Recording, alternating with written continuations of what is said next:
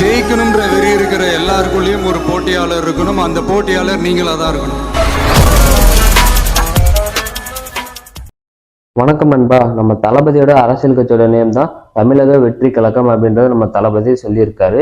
So அந்த name இப்போதான் வெளியே இருந்திருக்கு. இதுக்கான இன்னும் என்னென்ன பண்ண போறாங்க அப்படின்றது தெரியல.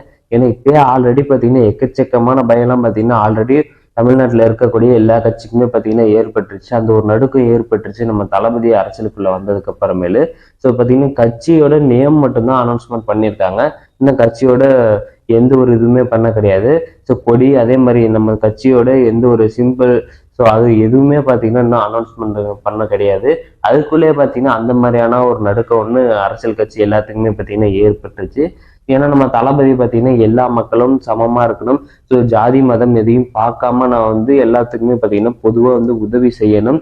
ஸோ உதவி செய்யணும் அப்படின்றத விட பார்த்தீங்கன்னா சேவை செய்யணும் அப்படின்றத நம்ம தளபதி முதன்மையாக வச்சு அந்த ஒரு ப்ரெஸ் ரிலீஸ் பண்ணியிருக்காரு. இதை பார்த்துட்டு எல்லாருமே பார்த்தீங்கன்னா நம்ம தளபதியை பார்த்துட்டு எல்லாமே அரசியல் கட்சி எல்லாருக்குமே பயந்துகிட்டு இருக்காங்க.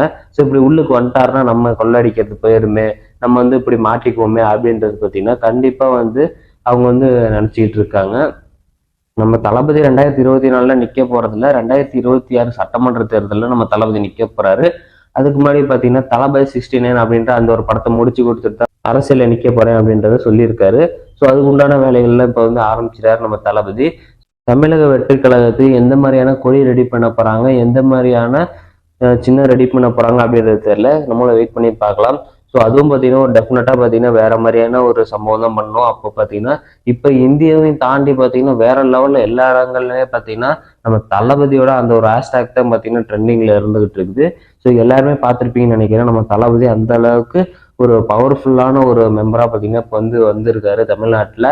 ஸோ கண்டிப்பா 2024 சட்டமன்ற தேர்தல் நம்ம தளபதி சிஎம் ஆயிடுறாரு. அதுல எந்த வித மாற்று கருத்துமே கிடையாது.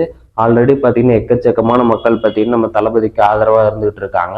ஸோ இப்போ ரீசெண்டாக கூட நம்ம தளபதியும் பாத்தீங்கன்னா எக்கச்சக்கமான பேர் 10th 12th அவங்களுக்குலாம் பாத்தீங்கன்னா ஃபர்ஸ்ட் செகண்ட் வந்தாங்க. அவங்களுக்குலாம் பாத்தீங்கன்னா எல்லாத்துக்குமே ப்ரைஸ் ஊக்கத்தொகை எல்லாமே கொடுத்துக்கிட்டு இருந்தாங்க. இப்போ திருநெல்வேலி மாவட்டம் இவங்க எல்லாம் பாத்தீங்கன்னா தண்ணியில பாதிக்கப்பட்டவங்க அவங்களுக்கு எல்லாத்துக்குமே நம்ம தளபதி போயிட்டு நிவாரண பொருட்கள் வழங்கிட்டு அதே மாதிரி ஊக்கத்தொகை எல்லாமே பார்த்தீங்கன்னா நம்ம தளபதி வழங்கிட்டு வந்துகிட்டு இருக்காரு. ஸோ மக்கள் இயக்கத்தை வச்சு நம்ம தளபதி இவ்வளோ அளவுக்கு பண்றவரு. ஸோ இதுக்கப்புறம் மிகப்பெரிய ஒரு அரசியல் கட்சியை உருவாக்கிட்டாரு. இதுக்கப்புறமேலும் இன்னும் அதிகமாக பண்ண மாட்டாரு அப்படின்ற மாதிரி யாருமே நினைக்க மாட்டாங்க. கண்டிப்பா நம்ம தளபதி பண்ணுவாரு அப்படின்றதுக்காக தான் பார்த்தீங்கன்னா எல்லாருமே நம்ம தளபதி 2026 சட்டமன்ற தேர்தலில் நிற்பாரு.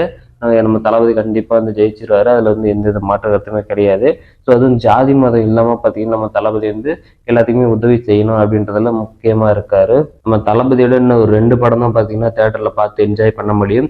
ஸோ எந்த அளவுக்கு என்ஜாய் பண்ண முடியுமோ அந்த அளவுக்கு பாத்தீங்கன்னா இந்த ஒரு 2 படத்து மூலியமா பாத்தீங்கன்னா என்ஜாய் பண்ணிக்கலாம்.